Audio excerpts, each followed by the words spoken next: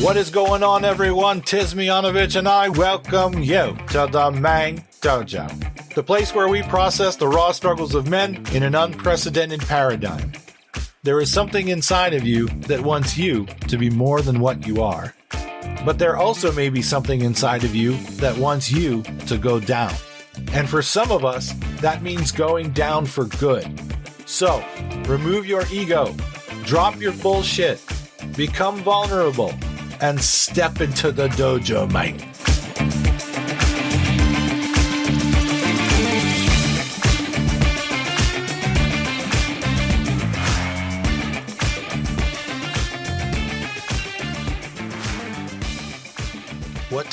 What's your split between being Shute and doing Shute stuff and being Frank and doing healing stuff, like professionally? Like, how much are you splitting your time between the two? For the first 3 years, when I went to LA, because I was, when Vision Quest came out, I got approached by an agency, to represent me as an actor. And I had finished up 4,000 hours in the athletic training room. I'd finished up my master's degree curriculum. So all the, athletic training degree was completed. I just needed to finish up my minor, which was K through 12 teaching. I thought, well, here's an opportunity.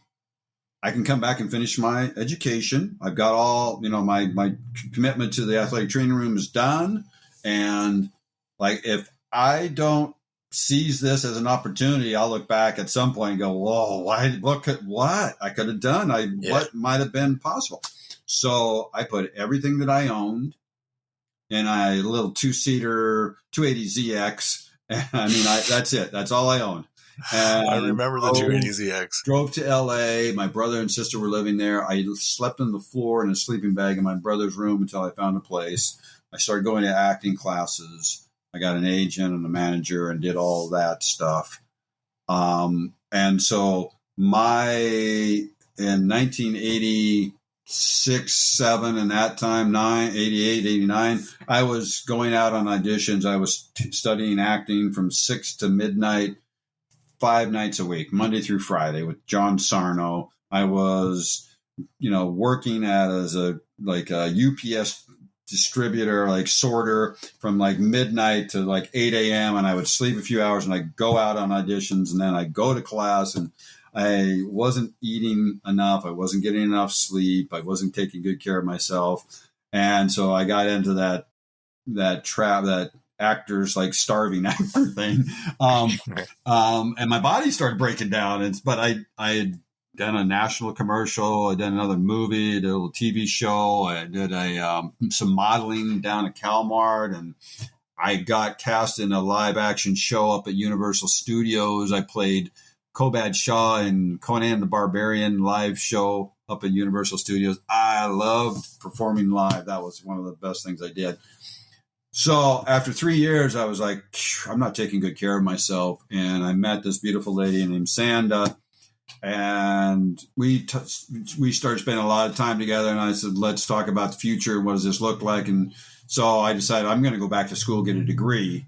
And so that's what I did. And I got a master's degree in Oriental medicine. I graduated in 1993. And we opened a practice in Pacific Palisades, which is completely burned down now.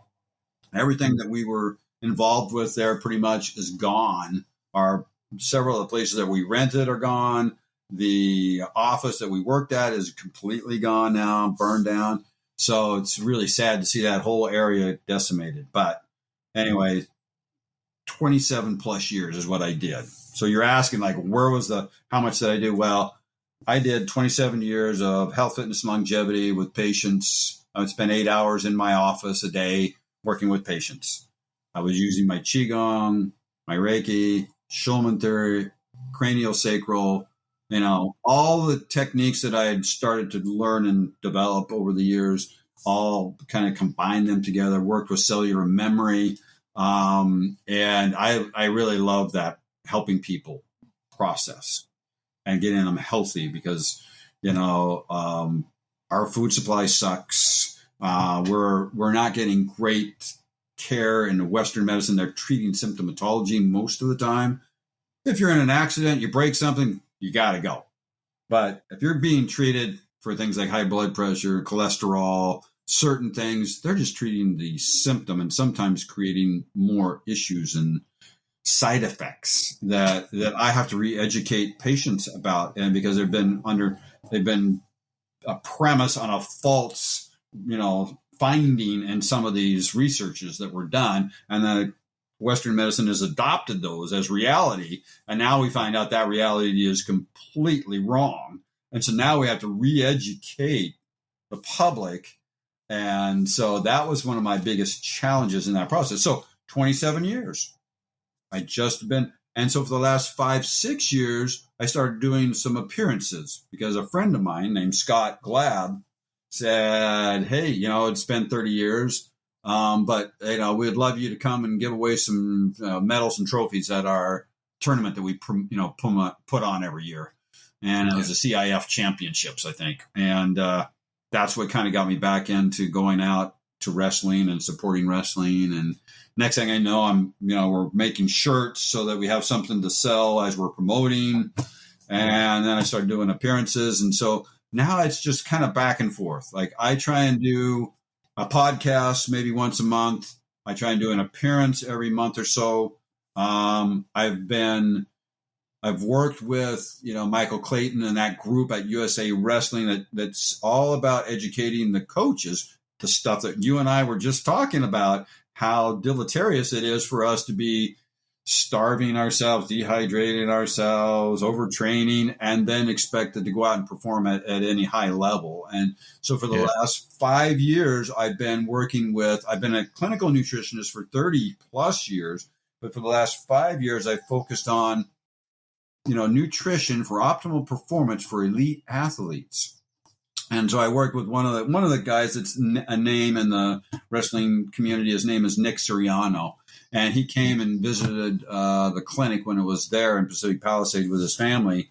And he said, I'd like you to work with me on my nutrition. So that's where it kind of began, where I started really dialing in how we can use nutrition to get us to where we need and how we can cut weight and not starve the body, which then if you starve the body, you starve the brain. And as soon as you dehydrate, now you've started to impact your endurance and your brain function. Your brain is more water than the rest of your body. Your body's 70 to 80% water. Your brain is even more concentrated with water and hydrogen and information, and it utilizes that, to function properly along with nutrition.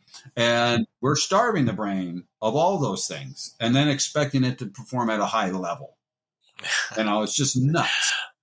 Yeah. So I've offered a new kind of awareness about like how to cut weight, but then here's how you can feed the body, not give it too many calories. It can still drop weight at the same time, but we got to feed the body, feed the brain. And we're not going to be using that glycogen, energy pathway because it's so up and down. It'll spike and it'll crash. And if you use the glycogen, there's two main energy pathways, glycogen and ketogenic. So you got some that's coming from sugar and carbohydrate breakdown, others coming from fat breakdown. But when you use primarily just one, that means you're just using one muscle. Like, I'm just going to use my right hand to wrestle. I'm not going to use my left hand. Sure. Like, okay, how about if we're using both those energy pathways, make sure they're both functional, not depend on the sugar because it will spike and crash. It also, when you put too much sugar in the body, you have all sorts of issues. You feed bacteria, you feed viruses, you feed cancer, you cause inflammation, you suppress your immune system, you dysregulate your hormones. Why are we using this as our primary energy source? See, as a nutrition, it makes no sense to me. I think that we can also use fat burning. And they've already proved it. There's a company called Keto IQ that has taken our bodies, when they break down fat for energy, they release what's called ketones, ketone esters. And those ketone esters are great for energy. It's great to feed your brain. And they created these little shots of this that are already pre-broken down. And so now you just have those ketones. Your body doesn't have to work to get this done. It's given to your body. and you can go 5 to 6 hours and not be hungry, but you fed the body, and there's small amount of calories in this. So this is just one thing that I use to help my athletes lose weight and still be fed.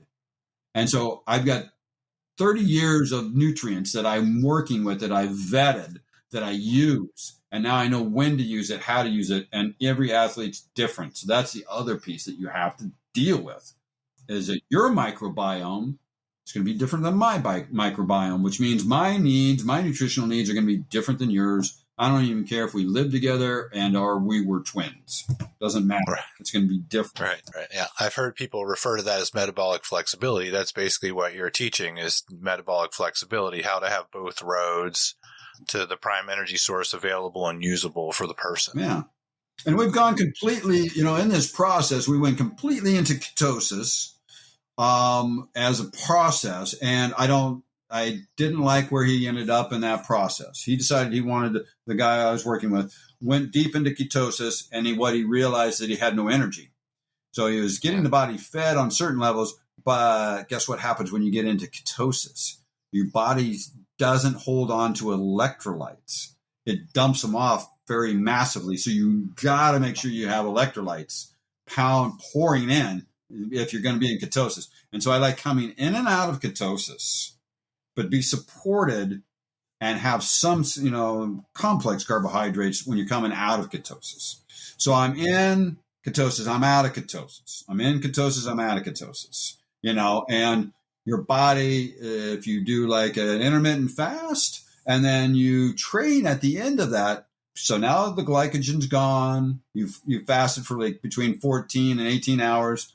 Now your body has little or no glycogen. Now it's going to have to utilize your fat sources. That's a perfect time to train at that point. And believe it or not, when you're in that state, you still have 30 to 40,000 calories of energy in the ketogenic pathway of energy that you can tap into. So it's going to stay level longer. 60% of the peloton, if you're familiar with cycling, but the peloton is the big group of racers that have to power along and push their riders and take care of their riders and protect their riders. 60% of those peloton riders use ketone esters. Guess what? They also cut weight. They also try and have to perform at close to 4% body fat at times. So these guys have to do it. If you look at the Tour de France, that's insane. These guys are climbing riding for 4 to 5 hours, sometimes climbing mountains with little or no rest between, days. 28 cycle. I think it's 28 road races over this course, and they get like a day or two here or there, but it's so we should, that's where I was like, these guys are using it. We better be using it. Yeah. I did hear that maybe it's not countrywide, but for high school wrestling, the rules are such that you're not allowed to move too far away from your like off-season weight. So you can like go one division below yourself in weight or one above, but you can't go like 2 below. Yeah, I think that they came up with this concept that you really should be around 7% body fat, and there's some caveats to that, like, oh, this kid is super skinny, he just naturally weighs this weight, and he's at that percentage now, so he could possibly lose a little bit more. But I love that they did that, because the way we used to do it is that we would weigh in, and then you would wrestle the next day for the tournament. So you had like 24 hours of like, let's eat. And I starved myself down, and now let's start to repack it in there. Now it's like you wrestle an hour or two after you weigh in. So can you actually rehydrate if you dehydrated your body? Can you rehydrate on a cellular level? Or are you just putting water in your system and it's just there? And not even on a cellular level, or your brain is. How long does it take your brain to fill in with the nutrients and the fluids that it needs? So this is my biggest challenge. This is what I'm trying to. My goal is to try and leave this knowledge with the wrestling community. That's my big takeaway of like, oh, I would love to have everybody with this knowledge and get our athletes the upside advantage of this, as a knowledge and a way to come into matches. I've heard the Russians eat into matches. That's what I would like our athletes to do. And Seth Gross, one of our top wrestlers, he just was in the U.S. Open. He lost, but he was one of our top athletes at his weight. Said, I realized that when I cut too far down, it was never good for me, and I never performed well. And when I went up an extra weight class, I just performed better. And that's one of the things that I want to share with everybody out there, the kids coming up. And this guy's he's a big time athlete for us. And he's coming back from the war and saying, don't do this. I did it. It doesn't serve you as an athlete. Don't do this. So more and more of those people are coming back. So I'm trying to fuel that flame. So I'm out there doing podcasts like this and talking to Michael Clayton, who's one of the podcasters for all the coaches across the country, and putting that information out there.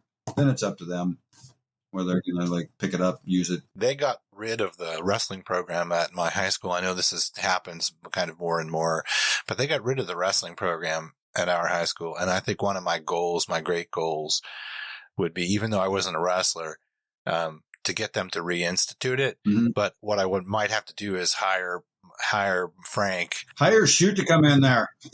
Absolutely. I'm going to hire Frank, and we're going to go into my old high school and be like, look, I fucking brought Shute.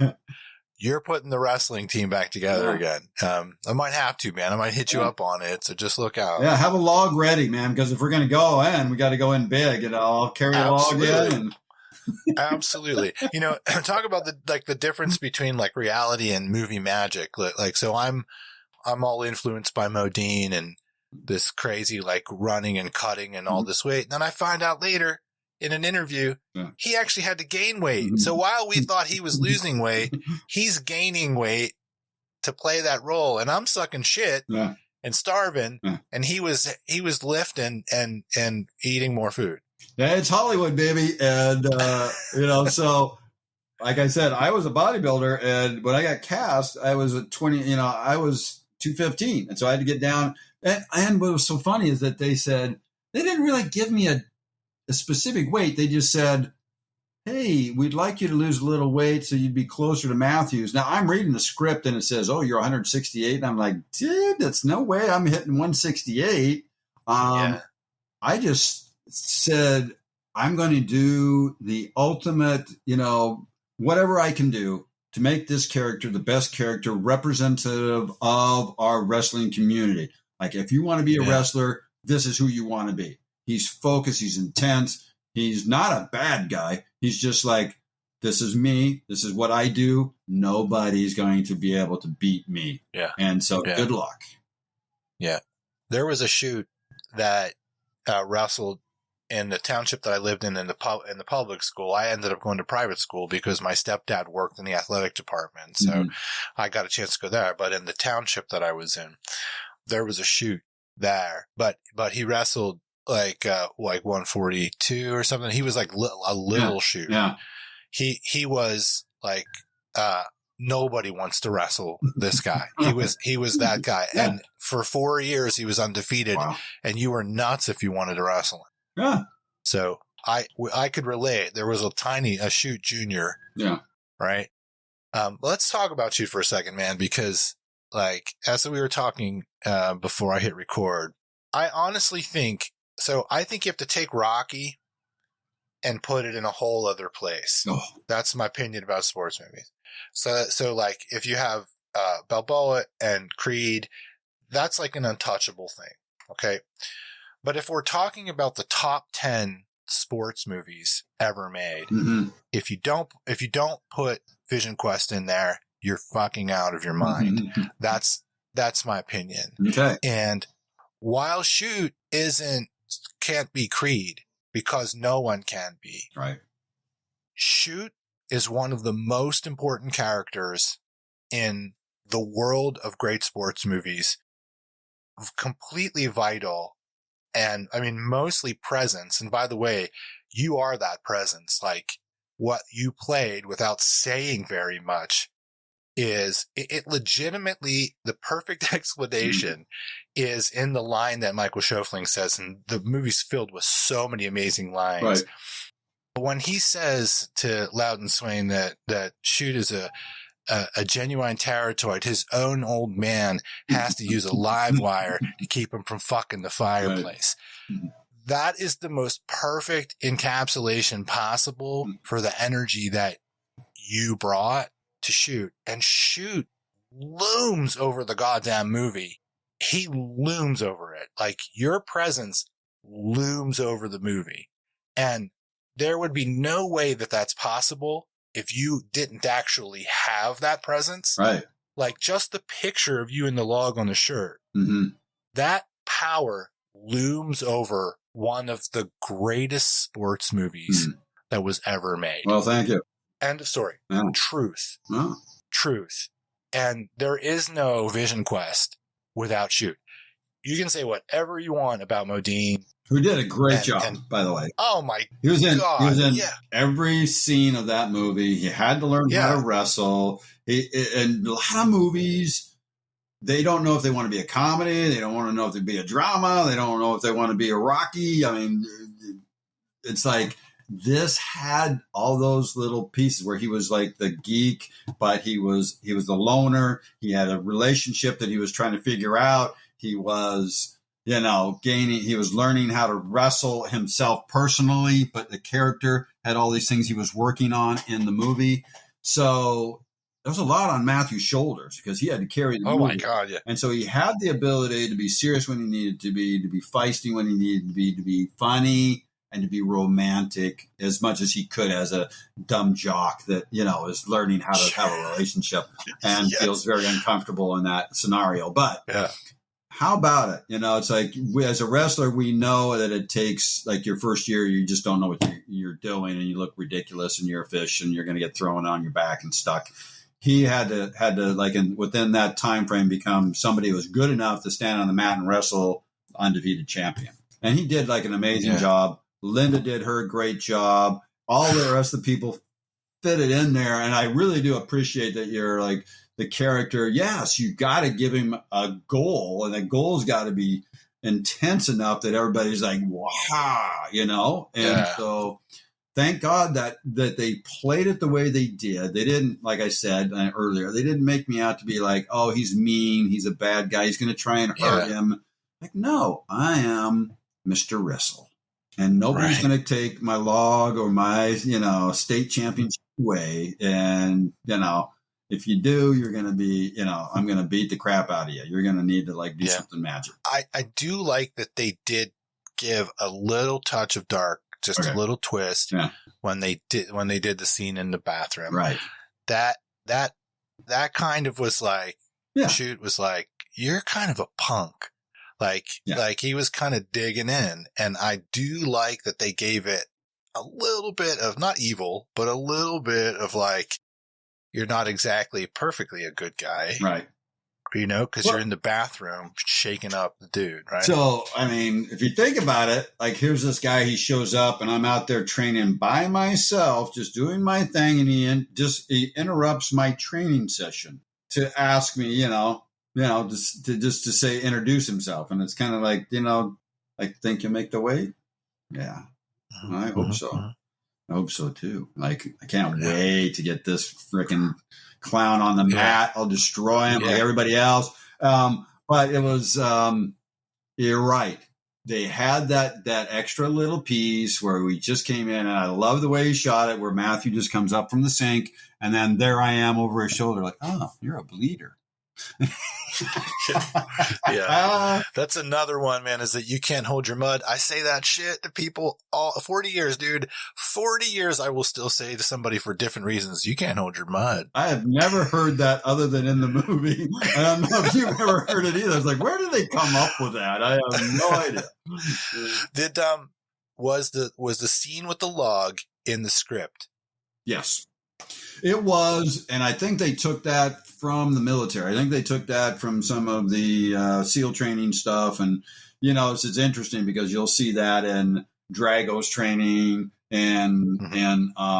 Iraqi's training when he goes old school. He's got a log on his shoulder, and so it's we shot that, and then the end of the year that we released it was the year that the Rocky and Drago thing came out, and it's interesting because I also noticed that Drago and my haircut were really close to the same, and my goal was to create an anti-hero or an antagonist to the main character that would be scary, threatening, and just like you said, you would have to think twice about stepping on the mat with this guy because you probably get hurt. So we can't really put Vision Quest with Rocky 1, and that's only because we know about Rocky 1. Yeah. Okay, we just put it where it belongs.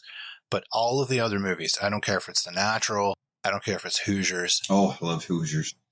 Karate Kid. Yeah. Whatever there are, in all of those movies, there are iconic shots and shots that resonate through time. Mm-hmm. That if somebody knows about the movie, they know about the power of that shot. Yeah. And although I'm not going to say Vision Quest is where Rocky is, I will say this. That scene with you in the log is as important to great sports movies as Rocky running up the steps in Philadelphia. Oh. It's that powerful. Mm. I know I would get a lot of shit for saying that probably, but in terms of impact. It's your podcast. You know what? You can say what you want. Exactly. Stir it up. I think if you really boiled it down, you'd find other people who are in relation to the great legendary sports movies who will say something similar. Mm-hmm. That log scene with you, and it's not, the fact that Michael Schofling and Modine come and do their thing, great. But the music that's played, the fact that you're alone, the fact that you're like jacked and you're carrying a log, and the fact, the way that you act towards Modine, that's the other thing I want to ask you is how they had the camera set up for that. Because when you come to the peak of it and you turn around and you still have the log on you and you don't turn your head too much, but you turn it enough. Yeah. And you're like, I hope so too. And then you just keep going. Like, let me just say that scene is unreal. And the way that you acted it, even though you probably were just doing your job and it just happened, the way that you handled it was perfect. Yeah. So did they have the camera set up? And then was Modine even there, or was somebody else feeding you the lines and you were given the lines and then Modine came later? We were all there. It was in the fall. And so when you're in the Pacific Northwest and then Spokane in the fall, it's like October 31st, it could start snowing. So we finished close to around November. So this was a time where it was still sunny out, but it was incredibly cold and a little bit windy. And when we shot that, everybody that was in the crew were wearing parkas and stocking hats and gloves. And so just to give you an idea, we're out there and it's freaking cold. And so the sweat that you see on my face is not sweat, it's glycerin because it's so cold. They had to spray glycerin on there. And yes, Matthew was there, Schofling was there, and they would shoot kind of over their shoulder and down to me. And, believe it or not, I remember we did like 1 or 2 takes and that was it. And it happened. And, I have to also say that Harold, because he knew that I was not an actor by trade, that I was just an athlete, and that I could wrestle. He says, "Okay, I want you just to pause before you respond back to him at this point." And so I took his notes, and that gives sometimes is what you're not saying, and that you give enough time for tension to build.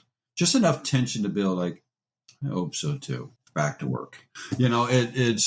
And he was very helpful to give me those kind of little insights into like how to make it more dynamic, the scene. But I gave it my, I did arm wrestling when I was younger as well. And so it's all about intimidating the other guy before you even step up, as well as, some, techniques and stuff that you learn that you're going to get you out of tough situations. And so you want to intimidate the person. So the goal is intimidate them. And what they did with Shute's character was that you hear about him. It's this big build. Like nobody wants to wrestle Shute. He's even tougher than he was the year before. He hasn't lost a match. It's like it's building, and then they have the payoff with that scene. And so, like you said, it's a iconic scene. That's why we did the shirts, because I feel like this is I've had people say to me, this is what that log represents to me, is all my challenges.